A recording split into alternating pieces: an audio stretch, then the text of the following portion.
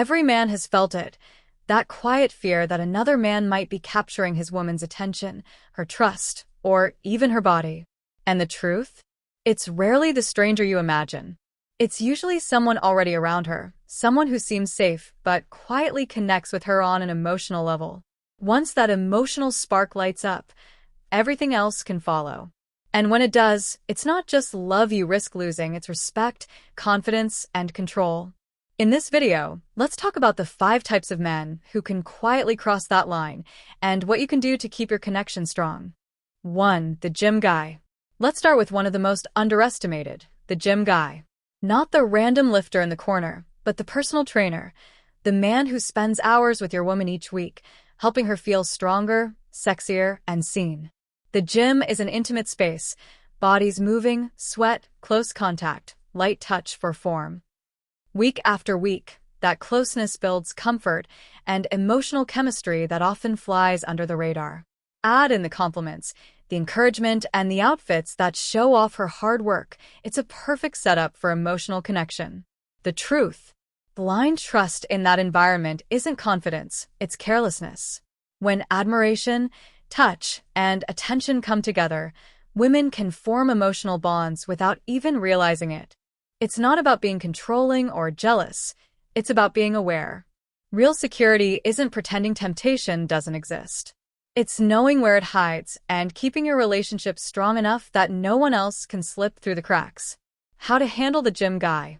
You don't fight temptation with control, you fight it with connection. Here's what actually works. 1. Be part of her fitness world. If working out excites her, get involved. Join her at the gym sometimes, or create a small workout space at home. Show her that physical energy belongs within your relationship, not outside of it. 2. Watch for subtle shifts. Notice her schedule and energy. Is gym time starting to dominate her day? Does she dress up more for workouts? Does her post-gym glow seem directed toward you or away from you? Those aren't signs to accuse her. They're cues to reconnect before distance grows. 3. Talk, don't interrogate. Speak openly. Share what you've noticed and how you feel. The goal isn't control, it's awareness and respect. Because once emotional intimacy slips into another man's territory, it's hard to pull it back. The gym guy isn't dangerous because he's better than you. He's dangerous because he has access to her body, her mind, and her confidence. If you ignore that access, you hand him the opportunity. Protecting your relationship starts with paying attention. 2. The bartender or DJ. If the gym guy builds connection slowly, the bartender or DJ does it fast, like a spark catching fire. These men live in nightlife, where boundaries blur and emotions heighten. The music, lights, and alcohol lower defenses, and their job is to make people feel good. A bartender isn't just mixing drinks. He remembers her order, gives her that easy smile, and makes her feel special in a crowded room. The DJ? He controls the rhythm everyone moves to. His energy is magnetic, and that confidence pulls attention like a magnet. The chemistry isn't deep, it's adrenaline. But for a woman who's been feeling unseen or bored, that rush can feel like escape, like a movie moment she doesn't want to end. When nightlife becomes her emotional outlet and you're not part of it, you're not just missing out, you're slowly being replaced. Men in that world represent freedom, fun, rebellion. And to a younger woman craving excitement, that contrast can be intoxicating. The key isn't to ban the fun, it's to bring the fun home. Keep the spark alive, so she doesn't go looking for it in flashing lights and loud music. Now, before you spiral into panic, let's get clear. The solution isn't keeping her home or banning her from bars. That only makes you look insecure. What you need is strategy. Step 1. Know her environment. If she's always out in nightlife circles, you can't afford to be clueless. Ask questions. Be curious, not controlling. Understand who she's with and what she enjoys about it. Step 2. Talk boundaries.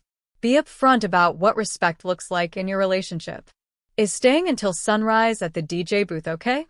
Are late-night texts with a bartender really harmless fun? Probably not. Spell things out clearly, because if you don't, the lines blur by themselves. Step 3. Create better alternatives. If her fun only exists outside your relationship, that's a problem. Plan experiences that beat the shallow thrill of nightlife. Adventures, laughter, moments that feel alive. When she feels excitement with you, she won't need to chase it elsewhere. The truth is, the bartender or DJ isn't dangerous because he's better than you. He's dangerous because he's present where you're not. Leave that space unattended for too long, and her attention may follow the rhythm of someone else's world. Number 3. The wealthy businessman or corporate executive. Now let's talk about a different type of threat. The man who doesn't use charm or nightlife. He uses status, money, and authority. The CEO who walks into a room and instantly commands it. For many younger women, being close to that energy feels like entering another world. Power is intoxicating, not just because of the paycheck, but because of influence. A man who gives access to luxury or opportunity automatically triggers attraction. It doesn't feel like cheating, it feels like upgrading. Take David's story. He's 52 and runs a small repair shop. His girlfriend worked for a wealthy CEO. At first, everything seemed fine. Long hours, stressful job. But then came the expensive gifts, sharper clothes, and that subtle admiration in her voice when she spoke about her boss. When she missed their anniversary dinner for a work event, David knew something had shifted. Here's the truth. Once attention, gifts, or time cross the line from professional to personal, the foundation of your relationship starts to crack. The businessman doesn't need to compete directly. He wins through contrast. You're steady, he's exciting. You're grounded, he's aspirational. And that comparison can pull her in without her even realizing it. So, what's the strategy? Insist on transparency. If gifts or friendly invites appear, talk about it, calmly but directly. Help me understand why your boss is buying you a personal gift. That doesn't sound like work to me. Watch the changes. Dressing sharper. Speaking more polished. Spending extra energy on work, events that seem social. Those aren't just career shifts, they're warning signs. Step 3. Set boundaries. Be clear about what's acceptable at work. Private dinners? Probably not. Weekend trips with the boss? Absolutely not. It's not control, it's protection. You're safeguarding your relationship from blurred lines. And one last truth. You can't outspend or outshine a CEO. Don't even try. Competing in his world is a losing game. Instead, double down on what money can't buy: loyalty, depth, and authenticity. Be the man who keeps her grounded when luxury tries to pull her away. A CEO can buy her gifts. You can be the man she trusts with her soul, and that's a currency no one can fake. Number 4. The male best friend, the emotional supporter. If the gym guy touches her body and the CEO wins her admiration, the male bestie targets her emotions, the most dangerous territory of all. He knows her secrets.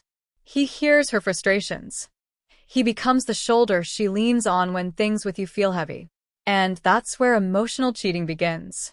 By the time you notice, the groundwork is already laid. Here's why it happens. Women crave emotional connection. It's not about muscles or money. It's about who listens, who understands, who makes her feel safe being vulnerable. And once she starts giving that emotional energy to another man, she's slowly shifting her loyalty away from you. Take Mark's story.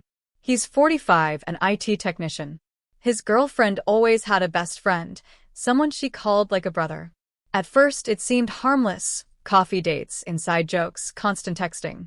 But one night after an argument, she stayed at her best friend's place because he listens without judging. That moment shattered Mark. He realized she was sharing her heart with someone else. Here's the harsh truth. Emotional cheating feels innocent to women. They say, "I'm just venting. He understands me." But each of those moments deepens his emotional access to her, and he knows it. Vulnerability opens doors. The male bestie is the slowest, but most dangerous threat to your relationship. So, what should you do? Don't ban male friends. That only makes you look insecure. Instead, ask the real questions. Why does she go to him first? Why not you? Vague or defensive answers are red flags. Set boundaries. Have an open talk, not an accusation. I want to understand why you trust him with your problems more than me. That doesn't feel like partnership. Watch for transparency. Are texts or calls hidden? Does she delete messages or avoid sharing plans? If so, she knows she's crossing lines. And finally, remember, you cannot talk her best friend. Your role isn't to compete for her attention, it's to reclaim emotional safety with you. Create space for her to open up again, to feel seen, heard, and safe in your arms. Because a woman who leans emotionally on another man is already halfway out the door. If you ignore that, one night of just talking can become something that breaks everything you built. The male bestie isn't harmless. He's not just a friend, he's a quiet replacement in progress. Number 5. The male therapist or counselor. Now we arrive at the man society tells you to trust, the one with the framed degree, soft voice, and perfectly lit office. The male therapist. On the surface, he's there to help. But beneath that calm professionalism lies one of the most overlooked risks in your relationship. Because if your woman is pouring her rawest emotions, secrets, and pains into another man week after week, you might already be losing her, without even realizing it. Here's why it's dangerous. Therapy is designed to create deep emotional intimacy, private talks, no judgment, complete vulnerability. That environment is powerful, especially for women who crave emotional connection. And let's be honest, how many men are trained to listen with that level of patience, empathy, and focus? Very few. So she begins to compare. Why can't my boyfriend listen like this? Why doesn't he get me the way my therapist does? And before you know it, the man meant to help her heal becomes the man she emotionally depends on. Now, let's be clear. Most therapists are ethical. But the risk isn't always in his intentions. It's in the bond itself. Emotional intimacy forms naturally, and if she's already distant from you, therapy can accelerate that drift. Because the man who listens to her tears and fears becomes the one she feels safest with. That's not therapy anymore. That's emotional transfer. So, what's the strategy? Encourage therapy, but together.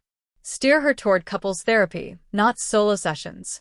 When both of you are in the room, emotional investment stays shared, not siphoned away. Watch for secrecy. If she starts hiding topics, comparing you to her therapist, or building emotional walls, it's time for an honest talk. Ask her directly. Do you feel like you can only open up in therapy? Because if that's true, we need to fix how we connect. Track emotional shifts. Does she come back distant or withdrawn after sessions? Does she talk to you less but about him more? Those are red flags of emotional transfer. Here's the painful truth. If another man becomes her primary emotional confidant, you're already in danger. Relationships don't die when attraction fades. They die when vulnerability moves elsewhere. Support her healing, yes. But never let yourself be replaced as the man she trusts most. The male therapist isn't dangerous because he's unethical. He's dangerous because he's perfectly positioned. He's the listener, the validator, the safe space. If you don't reclaim that role, you become a background character in your own love story. The final truth. By now, you've seen the pattern. The gym guy, the bartender, the CEO, the male bestie, and the therapist, different roles, same root problem. Emotional gaps and blurred boundaries.